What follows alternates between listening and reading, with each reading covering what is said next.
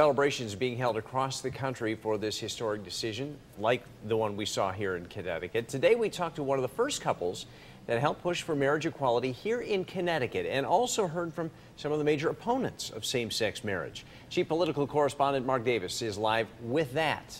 Mark. Hi, Darren. Good evening, everyone from the Hartford newsroom. Yeah, the opponents are saying that the battle is not over. But those that have been on the front lines of this fight say they are surprised at how quickly the nation has changed.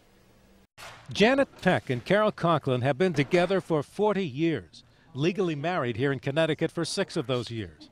They were among the original 7 same-sex couples that were denied a marriage license at the Madison Town Hall a decade ago that led to the state Supreme Court decision that said same-sex couples had the right to wed under the Connecticut Constitution.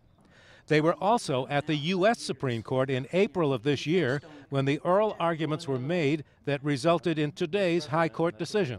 Just absolutely excited, happy, ecstatic, any word you want to put on it. It was just such a great, great ruling to hear.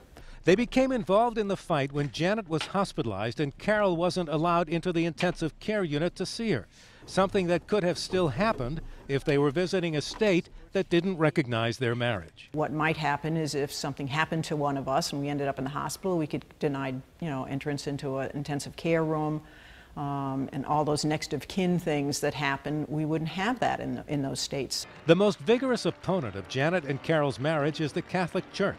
Connecticut Roman Catholic Archbishop Leonard Blair issued a statement today saying in part that, quote, if the government can create a fiction of marriage, then what other realities and relationships will it claim the right to redefine, regulate, or create, as is already the case with human life itself? Let's move into the political process in a new way. It's going to be an issue in the U.S. presidential election, in Congress, at the various legislatures, in terms of trying to amend the U.S. Constitution.